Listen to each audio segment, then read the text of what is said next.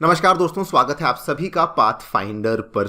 Waste ने एक बार फिर से अब अपने रंग दिखाने शुरू कर दिए हैं बिकॉज दोस्तों इंडिया और अमेरिका के बीच में जो पिछले साल $1 बिलियन की मेगा डिफेंस डील को साइन किया गया था, जिसके तहत हम लोग अमेरिका से हमारे तेजस और आमका फाइटर जेट के लिए जेट इंजन्स को प्रोक्योर करने वाले थे, उसमें अब अमेरिका ने भारत से और पैसे मांगने शुरू कर दिए हैं। आप लोग यहां पे देख सकते हैं, ये डेवलपमेंट कल रात को ही सामने आई है कि जो जेट इंजन टेक्नोलॉजी ट्रांसफर को लेके डील हुई थी, अब उसमें भी प्रॉब्लम्स आनी शुरू हो चुकी हैं। एंड अगर मैं बहुत ही सिंपल भाषा में आपको बताऊं तो बेसिकली अमेरिका ये कह रहा है कि जो हमने आपके साथ कमिटमेंट करी थी 80% ट्रांसफर ऑफ टेक्नोलॉजी की, हम लोग वो वाली जो ट्रांसफर ऑफ टेक्नोलॉजी है वो $1 बिलियन में आपको नहीं दे सकते हैं। नाउ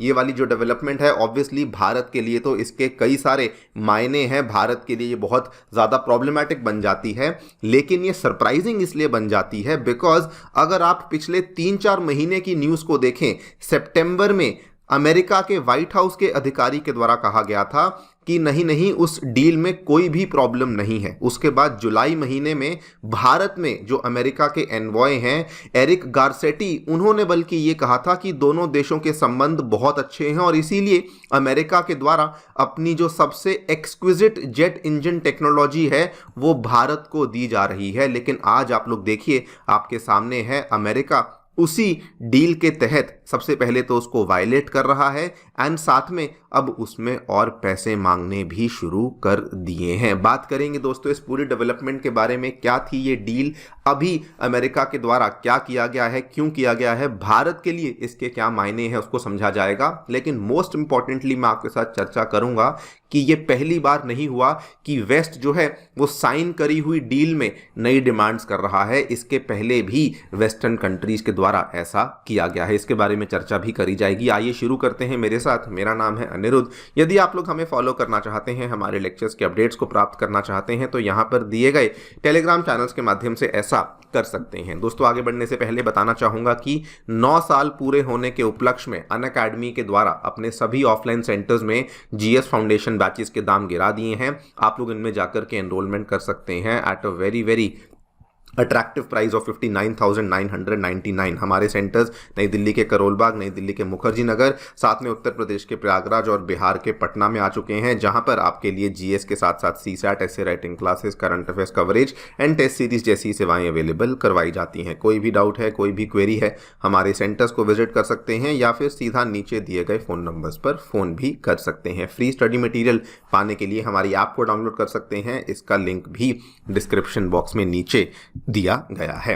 ऑल राइट, सो जल्दी से आपको याद करवा दूं, पिछले साल जब पीएम नरेंद्र मोदी अमेरिका के दौरे पर गए थे, तब दोस्तों ये वाली डील को साइन किया गया था। एंड ये वाली जो डील थी एक बहुत ही बड़ी डील थी बिकॉज ये वाली डील को लेकर जो यहां पर नेगोशिएशन थी, जो बातचीत थी, ये 11 सालों से चलती जा रही थी। एंड इस डील में यह तय किया गया था कि अमेरिका के द्वारा भारत को ये वाला जो इंजन है, जो कि अमेरिकी कंपनी जीई के द्वारा बनाया जाने वाला F414 इंजन है, ये सप्लाई किया जाएगा, जिसमें कि कुल मिला के 99 इंजन्स को यहाँ पे सप्लाई किया जाएगा। कुछ अमेरिका डायरेक्टली देगा एंड कुछ इंजन्स को इंडिया में आकर के HAL के द्वारा बनाया जाएगा, जो कि अल्टीमेटली हमारे तेजस मार्क 2 एंड हमारा जो 5th जनरेशन आर्म का फाइटर जेट है उसके अंदर इन इंजन्स को इस्तेमाल किया जाएगा। और ये लैंडमार्क डील इसलिए बताई जा रही थी बिकॉज इसके पहले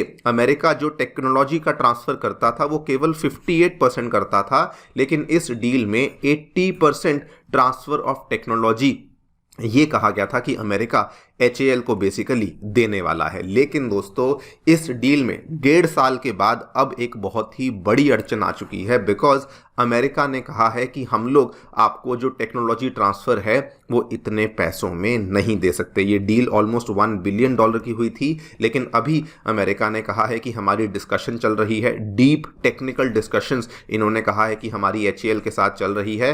एंड आप देखिए एग्जैक्ट स्टेटमेंट इन्होंने क्या कहा कि हम लोग सब कुछ करने को तैयार हैं, 80% ट्रांसफर टेक्नोलॉजी करने को तैयार हैं। ये कोटिंग होती है hot end of the engine के लिए, क्रिस्टल ब्लेड्स के लिए, लेजर ड्रिलिंग टेक्नोलॉजी, सब कुछ देने को तैयार हैं। लेकिन जो इनिशियल एस्टिमेटेड प्राइस है that is likely to exceed. ये वाली जो डील अपने आप में बहुत ही बड़ी डील थी। आप खुद सोच लीजिए, $1 बिलियन की डील, यानी कि $1000 मिलियन की डील हुई थी फॉर अप्रॉक्सीमेटली 100 इंजन।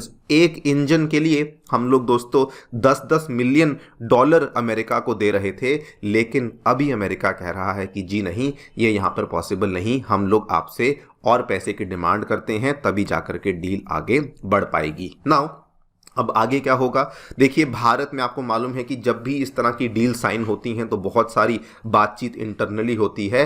तो अब कहा जा रहा है कि जो सारी की सारी बातचीत है वापस डिफेंस मिनिस्ट्री पर आ चुकी है और अब इंटरनल अप्रूवल्स लगेंगे, तभी जाकर के ये वाली जो डील है आगे बढ़ पाएगी। भारत के लिए बहुत बड़ा सेटबैक है, बिकॉज 2012 में नेगोशिएशन स्टार्ट हुई थी, 10 से 11 साल लगे थे डील को साइन करने में, 80% ट्रांसफर ऑफ टेक्नोलॉजी करवाने में। इंडिया के senior to senior officials, Ajit Doval ji, Narendra Modi, सब लोग बात कर रहे थे, तब जाकर के ये वाली जो डील है यहां पर साइन हुई थी।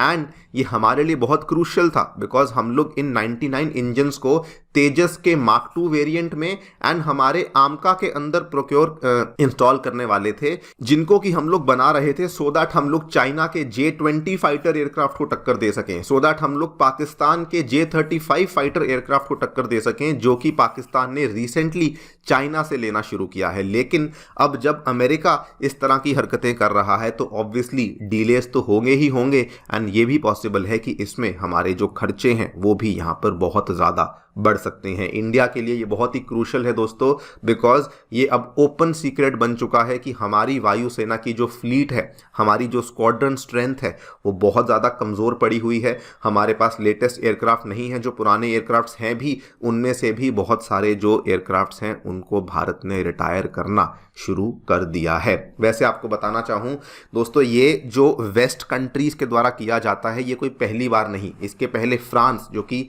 इवन दो वैसे कहने के लिए हमारा बहुत बड़ा डिफेंस पार्टनर है, लेकिन रफाल फाइटर जेट डील में 2016 में इन्होंने क्या किया था, वही पहले एक अमाउंट बोली, लेकिन फाइनल साइनिंग के टाइम पे बोला नहीं नहीं ये ज़्यादा खर्चा लगेगा। उसके बाद स्कॉर्पियन सबमरीन डील में भी हमें मेजर कॉस्ट एंड टाइम ओवररन्स देखने को मिले।